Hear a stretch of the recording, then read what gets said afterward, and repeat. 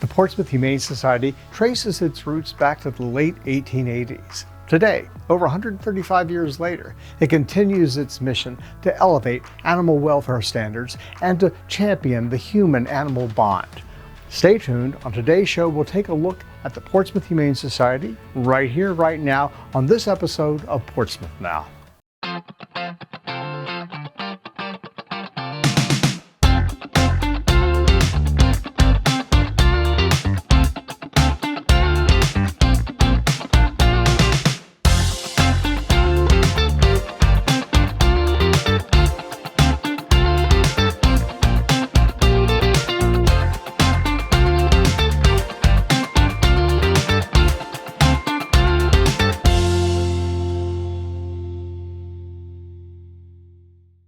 Welcome to this January 2025 episode of Portsmouth Now. I'm your host, Rob Lauer. And on today's show, we're going to take a closer look at the work of the Portsmouth Humane Society. We're going to start out by interviewing Ms. Diana Uchek, who is the Executive Director of the Portsmouth Humane Society. Welcome back, Diana. Thank you, Rob. So tell us a little bit about the Society. We've talked about this before in previous interviews, but most people assume that the Humane Society is like a branch of the city government, that it's fully sponsored and financed by the city. That's not exactly the truth, is it? You are correct. We are often mistaken as an agency of the city, but we work in partnership with the city. Mm-hmm. We are a nonprofit organization that is contracted by the city of Portsmouth to shelter animals. So we do have funding from the city for the contract, but we have to make up the difference with fundraising and grants and things like that. So our donors are extremely important to helping us help animals here in the shelter. Okay, so off the top of here, what are some of the programs that you have to help animals? So obviously when they come to us, we provide additional medical care, and our primary function is to house animals that are displaced. So if an animal gets lost or strayed from its owner, we want to keep it safe and make sure that it can get back to its owner in a timely manner. Of course, if animal control has something special going on, then we're here to support them as well. Okay, well, tell us a little bit more. Tell us more about some of the programs you'd like people to know about. Yeah, we also offer fostering, volunteer programming, and then we have cats at PetSmart, 2 PetSmarts that we rely on volunteers to actually take care of throughout the day. So we also accept owner-surrendered pets for people who are facing crisis or just their lives are no longer compatible. And so we try to step in to support them. And then, of course, the big one, adoption, right? Okay. Yeah. Everybody comes and adopts, hopefully from here, but lots of other shelters offer adoption too. Okay, now if people were thinking of buying as opposed to adoption, what are some of the benefits of adopting as opposed to going to a pet store or going to somebody who breeds animals? Yeah. Our shelter pets are fully vaccinated and tested for for our dogs, we test for heartworm disease, which can be expensive to treat, and we'll treat them before they go into homes.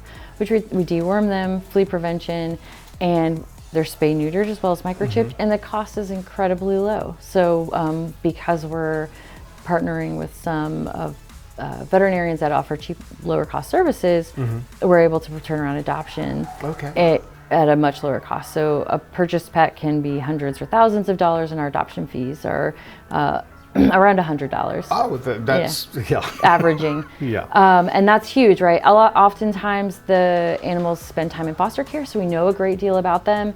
And then, of course, these animals need somewhere to go and live out the rest of their lives. As opposed to buying a puppy at a store or something. Sure. These animals, they have lived with humans. They have already bonded with human beings, and so they have that. They have that life experience of being a best friend and a couch potato.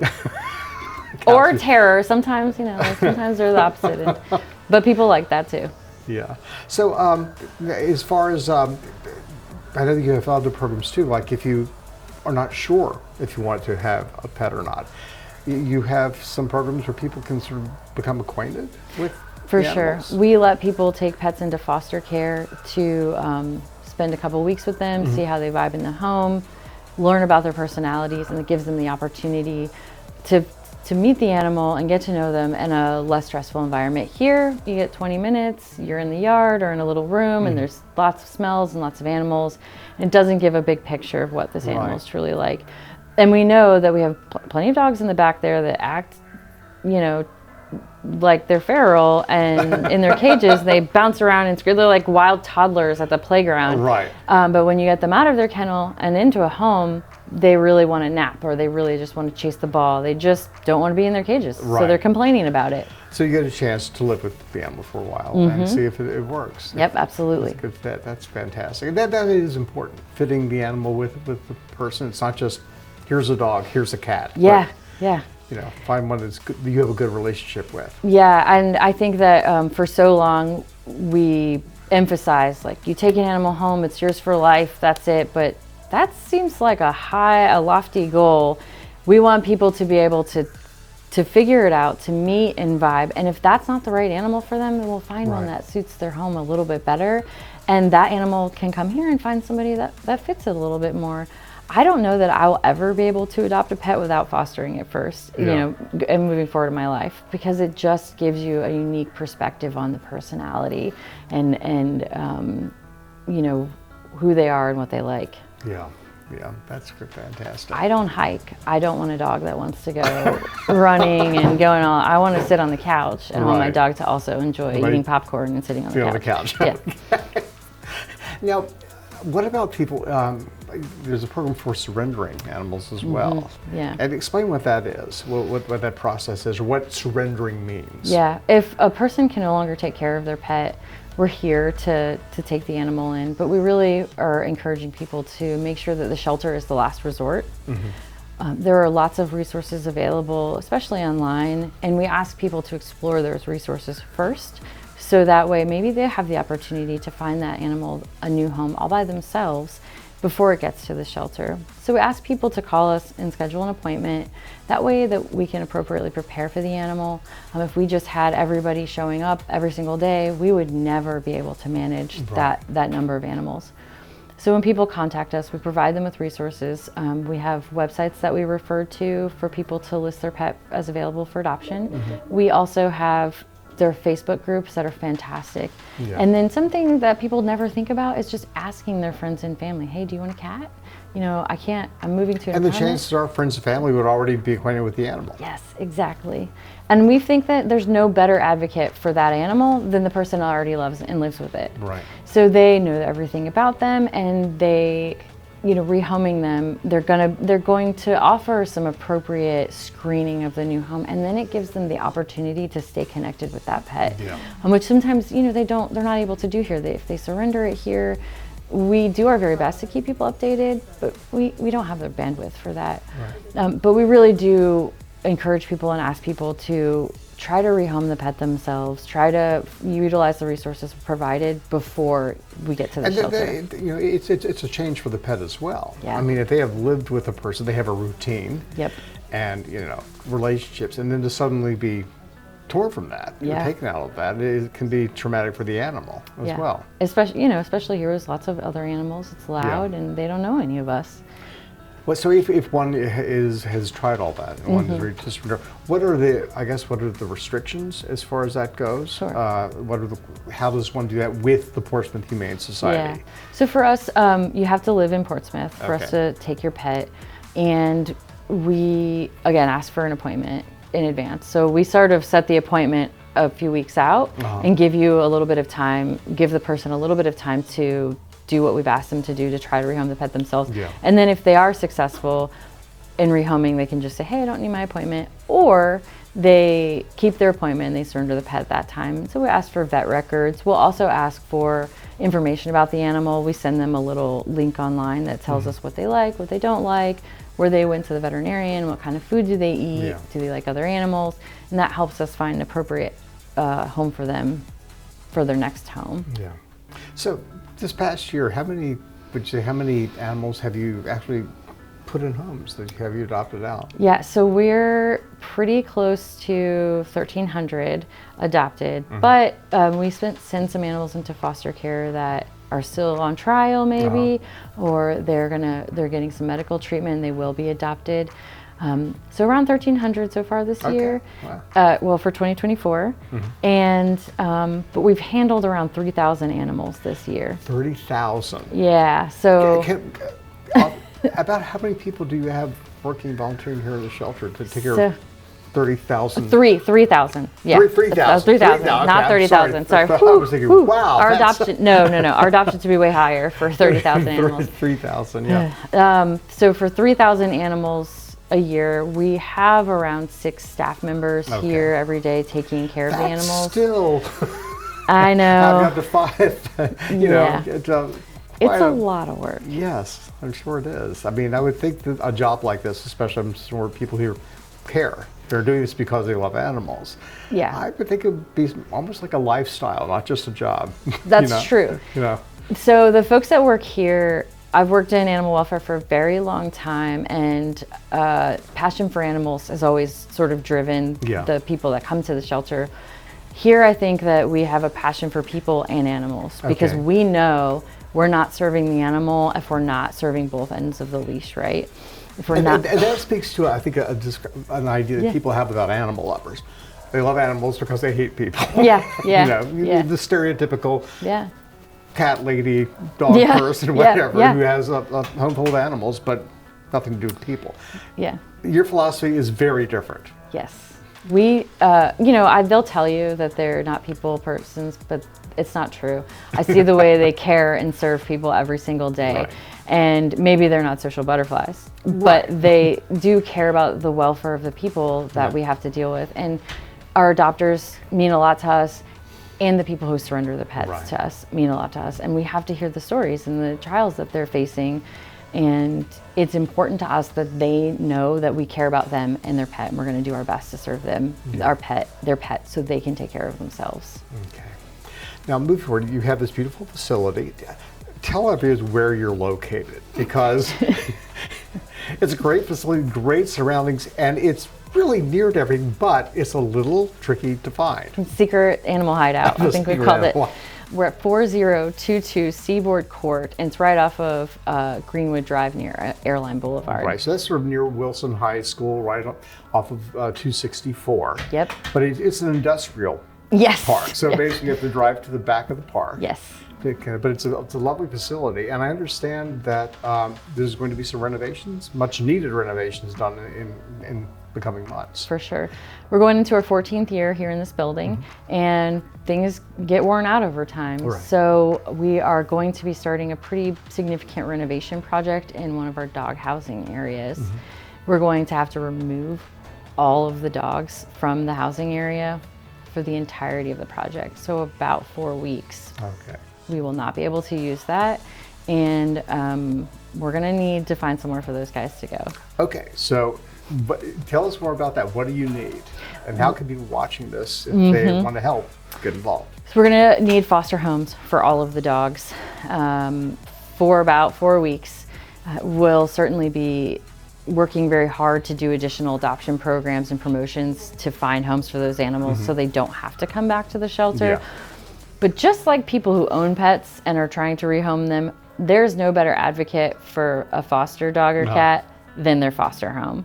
And so they take great pictures, they tell cute stories. So, our foster families are going to be challenged to don't bring that dog back to the shelter, find it a home, and let's never see him again until he comes to say goodbye. Right. So that's our goal. Is we're probably going to need about 30 dogs to move out of foster in January and February, so that in March we're still waiting on the exact timeline. That entire space stays free. Okay, so you could adopt or foster the dog for that period. Yes. Bring them back if you can't. They'll come right back. But if you fall in love, they can stay. Then you can. Call your grandma, call your neighbor. Look at this cool dog I have. Yeah, and then, and if you know that you can foster, but you can't take the dog, at least it's a great opportunity to take pictures, put them on Facebook, and let everybody know that you have this new friend and needs a home. Yes. All right. Anything else you would like audiences to know? Yeah, so a lot of we deal with people who find pets or have lost pets in Portsmouth, and they don't know what to do. We just had a situation where we had 2 dogs that we'd had for almost 2 months before we discovered that the dogs had an owner. And it was just through chance that we made that connection, and he thought they'd been stolen. Oh. So and he didn't know that we were here. He didn't know where to look for his pet. And we hear that story all the time. And so it's really important for us to communicate to the public what to do if you find an animal and what to do if you lose an animal. Okay. So the first thing is, if you find a lost animal, people tend to just scoop them up and then somebody says, take it to the shelter. But if you've got the time and resources, we'd like you to take some additional steps before you get to us. Yeah. You know, make sure that it's secure and safe. Make sure it's on a leash or in a carrier if it's small, so that it can't get away and get injured. And then if you're safe handling it, because sometimes they get out and they get scared, Right. but take it to a veterinarian, have it scanned. There's tons of veterinarians, and they have a little tool. They can check to see if the pet is microchipped. Okay. And it's like a barcode on your milk carton. Yeah. That tells you how much your milk costs, but this barcode on the animal has a unique number, and the database has the owner's information. Okay, and I would say that a lot of people aren't aware of that, that animals, you Yeah. can get chips for your pets. Yeah, it's a super valuable tool. It's how pets get home from here every single day. And so microchipping is really cost effective now. And you say that you do that with all the animals that you are adopting out? That's right. Okay. Every single one gets a microchip, and it's registered at the time of adoption. So that way the new adopter's information is attached to the animal's number. So finding the microchip in the pet and being able to contact the owner right away, or knowing the address so you can go knock on the door, is hugely valuable. If we can get them right back home, safe and sound, perfect. They don't have to come here. You don't have to drive out here to drop the pet off. Animal control doesn't have to go out. The other thing is, look at the collar. Maybe they don't have a dangly tag, but maybe they have a tag, like some people engrave their pet's name. Right. So look over the collar and see if there's identifying information. And then if it's a dog, we ask people to walk around the neighborhood and knock on doors and ask, do you know anybody? Is this your dog? Most dogs don't get very far before they crash into somebody. Right. And they're so excited. They're like, hey, I'm on an adventure. But just try to get the pet home first. They're next door, the Ring app. There are some fantastic Facebook groups that are extraordinarily robust, and the admins are very, very proactive about checking all of the other places. So just snapping a photo real quick and posting it online can help make sure that pet never has to step foot in the shelter. And for cats, it's a little bit different. We have resources on our website that goes into greater detail. There are people who let their cats go in and out, and so people tend to go, oh, this cat is lost, I'm going to scoop it up and take it. But really, the cat's not lost, it's out for a walkabout. Okay. So we need people to be a little bit more discriminating before they try to go to the rescue and scoop up a cat and bring it home. I think in that case, if the cat is not injured, it's not sick, and it looks perfectly content where it is, then probably just best take a picture, start checking with your neighbors. Right. If the cat is injured or looks overwhelmed or sick, it needs to come here. Typically, if a cat gets lost, it's going to hide and look very scared. In that case, it probably is somebody's lost cat, and we'll help them get it home. But the same thing applies if you lose a pet on the flip side. Start walking the neighborhood. Go onto those Facebook apps. Come here. Contact the microchip company. And make sure your pet is wearing a collar, so that if it does get lost, it can come right back home. Yeah. So it's like, if we can do, there are a lot of people, almost 100,000 people that live in the city of Portsmouth. And if they're all helping us make sure pets stay in their homes, it's going to make the critical cases here at the shelter that much easier to handle. Good point. Yeah. Yeah. Oof. There's a lot of those too. So. Okay.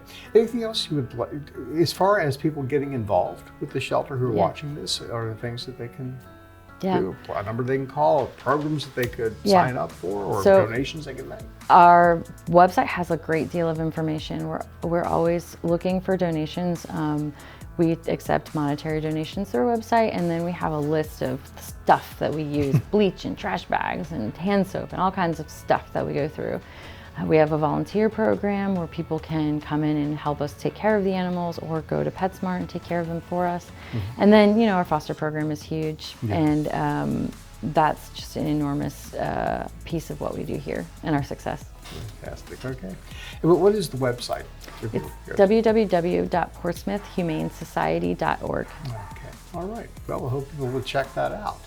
And we'll take a break now, and then we'll come back and we'll learn some more about the Portsmouth Humane Society. Thank you so much for Thanks, joining Rob. us, Diana. All right, we'll be right back to find out more about the Portsmouth Humane Society right after these messages. When people are fed, futures are nourished. They can connect with the world around them, unlock endless possibilities, and thrive. Join the movement to end hunger. Volunteer. Advocate. Donate. Go to feedingamerica.org/act now. Everybody in my house knows how to ride a bike except me. People ask, how your children learn how to ride a bike and you didn't? I didn't teach them. I just created an environment where they taught themselves, and all I had to do was be there. Everyone has a ritual. That small thing to keep us focused. A habit we never skip. To clear our minds and elevate our performance. But what do you do to keep your head in the game? To drown out the self-doubt and support your mental health. Maybe you surround yourself with positivity. Or you need to center yourself. Because being your best isn't just about taking care of your body. It's about taking care of your mind and mental health. Discover the resources you need to keep your mind focused and your mental health a priority. Welcome back to Portsmouth Now as we take a closer look at the Portsmouth Humane Society. And I'm joined now by Devin Donahue, who is the Society's Canine Flow Director. Okay, we have someone else with us. This is Girl. She's a 2-year-old hound, originally from Suffolk Animal Control. She came with 2 other hounds who have since been adopted, and the other one actually is at Virginia Beach, SPCA, up for adoption. She's really good with other dogs. She's gone on lots of field trips, and she'd be a really good house companion to share a couch with. Okay, great. Now, Canine Flow Director, what does that mean? So we came up with new roles around this time last year. So I'm in charge of the dogs. So if any dogs come in, whether it be owner surrenders, stray dogs, dogs coming in, returning from being adopted previously, we have them in a separate area, and then once they're cleared to leave that area, they'll go up to the adopt floor. If anyone in adopt goes home, we rotate dogs out from the stray area up to adopt. Okay. So it's kind of like a continuous circle. So no dog is like left behind. No dog is kind of kept back there for too long of a time. We just kind of swap them around. Yeah, exactly. And you have a feline? Yes, we have a cat flow coordinator too. Her name is Auden. So it's kind of like the same thing with the cats. Same kind of situations. Yeah, so everyone moves throughout the shelter, different placements, and once they're out, we move someone else in their kennel. So it's always a continuing cycle. Continuing flow. Okay, great. Now, you were talking to us about adoptions. Yeah, so we have a lot of options. We do a lot of fostering to adopt, but it's not just fostering or adopting. We actually allow people interested in looking for a dog to take a dog out on a field trip. So it's called Paws Around P-Town. So if they don't know what they're like outside of the shelter, they can take them out for a couple hours during the day. We've had some people do sleepovers with the dogs because they had such a good time with them, and ultimately the goal is a sleepover could turn into a foster to adopt situation, and then eventually an adoption. Well, that's great. Yeah. So I mean, really, if someone have to, if they wanted to do a Paws Around P-Town for the afternoon, do they have to schedule that? How far ahead of time do they have to schedule that? They can walk in and say we're interested in taking a dog on a field trip. They just have to sign just like a form, just with some basic info. There's no fee to do it. If they're a first-time field tripper, we have them fill it out. But if we have some people that just take dogs out on weekends and stuff like that, They're already in our system, so they can just come pick out a dog. Some people want us to recommend dogs to them. Okay. So that way, especially if they have like kids or other dogs, they're able to kind of take them. A lot of them like to go to Starbucks, get a little pup cup, but a lot of them like to take them out to like some parks and stuff just to give them a break, kind of deal. And your staff here, you have a rather small staff, so I guess you all really do get to know the animals personally. For sure. I think there's only 24 of us, I think. Wow, okay, so that's great. And your thing really is, we talked about this earlier with Diana, it really is to match, to really forge that bond between an animal and a human being. So it's a relationship. And we get all kinds. We get hounds, any kind of bully breeds, any kind of small dogs. Had some livestock at some point. But everyone, we've seen more of a variety recently, like different breeds that we don't usually see. Okay. So it kind of surprises us kind of daily what could walk in to the shelter and get able to walk back out, either to be reclaimed or to go into a foster home or be adopted fully. Okay, and when someone adopts, I mean, you mentioned basically the animal has had its shots, it's been tested for things like heartworms and things like that. And they're really, have they been spayed, neutered, and have a chip, and they're ready to go? Yeah, so we do a lot of, they can foster an animal if they're not altered yet. They just can't physically, legally adopt the animal until the surgery is done, but if they're like, we want to foster to adopt this dog, or cat also, they can fill out foster paperwork, take the animal home, and then when a spot opens up for spay and neuter, we can contact them, have them get it done, and then they can finalize. Because if every animal just sat here waiting to be spayed or neutered, we would have no room for other animals to come in. So it kind of helps. But this is, I mean, this is very cost effective for the person who's adopting the animal, because these are not inexpensive procedures. Yeah, so we take care of, if a dog is heartworm positive, we cover the treatment for them. They can still be fostered through the treatment, but we cover the cost of that. We cover the cost of spay and neutering. So the foster families, all they have to do is just bring the dog or the cat here, or to one of our friend clinics who helps us out, and then all they have to do is pick them back up and sign the adoption paperwork, and we take care of everything else. Wow, that's fantastic. That really is. Now, we talked a little bit earlier in the show with Diana about some changes that are coming here. It's actually affecting the area of where you house your dogs. And could you tell us a little bit more about that and what it is, what help you need from people who are watching this? So, after the new year, our whole stray dog ward, it's about 20 kennels, is going to be completely redone. So we can't have any dogs in there for, I think, a few weeks. Okay.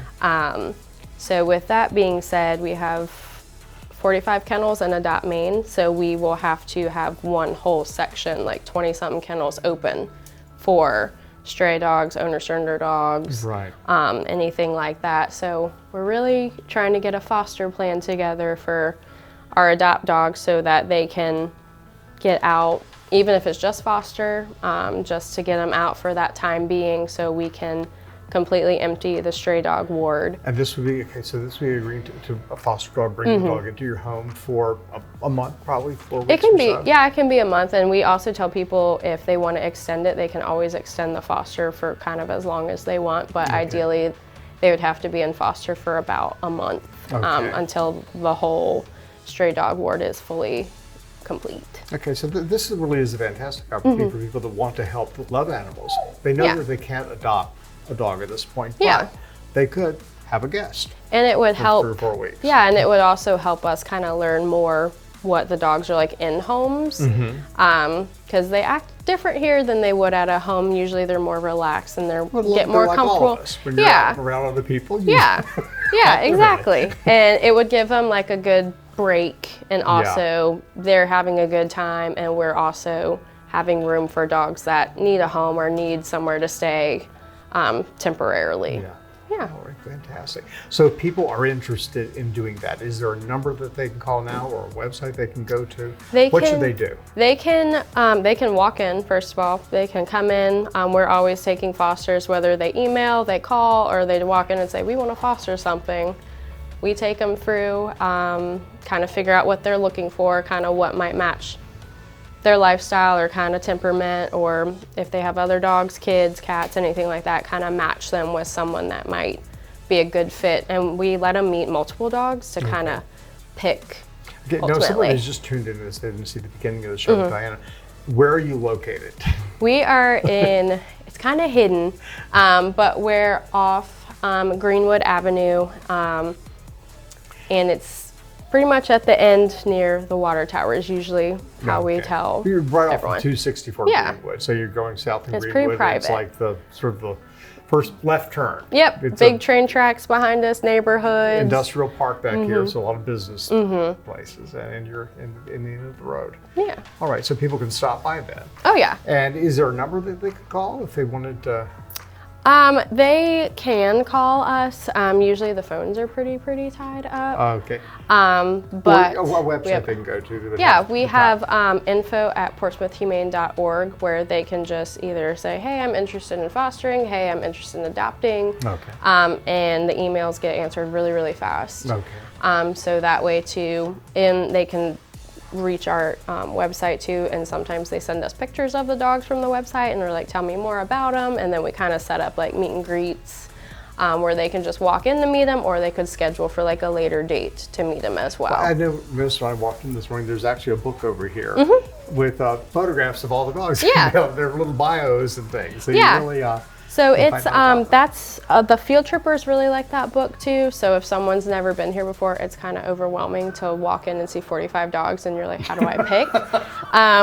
And there's also, if people have taken dogs on field trips, they write like where they went, they write like how they did in the car and stuff. So kind of if someone's like, oh, that sounds like that might be fun, my kind of dog to take out. Yeah. So it's less overwhelming with just walking back there and seeing 45 dogs, like take me. The work y'all do in this road just is impressive. I mean, you get to know these animals so well, and that really is. Yeah, it's not like walking into a pet store. Yeah. And they're all different. They all have their own little personalities. You know their personalities. Yeah. Great.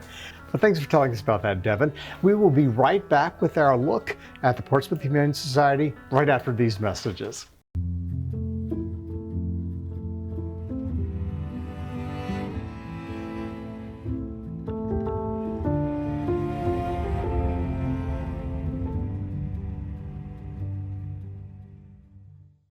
I was a quarterback at Hardaway High School, college first round draft pick. On and off the field, we were taught to not show any signs of weakness. During the football season, I would stop eating, but I didn't know I was depressed. I thought that something was wrong with me. For 20 plus years was physical. We didn't have any education behind what mental health was. I started to learn it starts here first. If this is together, I'll be better as a father, as a man, and as a husband. Put the importance on your mental health. I'm not scared to talk about it anymore. The first tool is therapy. The second one is positive self-talk. And then journaling, putting your thoughts on paper. We have to redefine what being a strong man is and heal, love your mind. Welcome back to this January 2025 episode of Portsmouth Now and our look at the Portsmouth Humane Society. I'm still joined by Devin Donahue, and she is the Canine Flow Director for the Humane Society. Yes.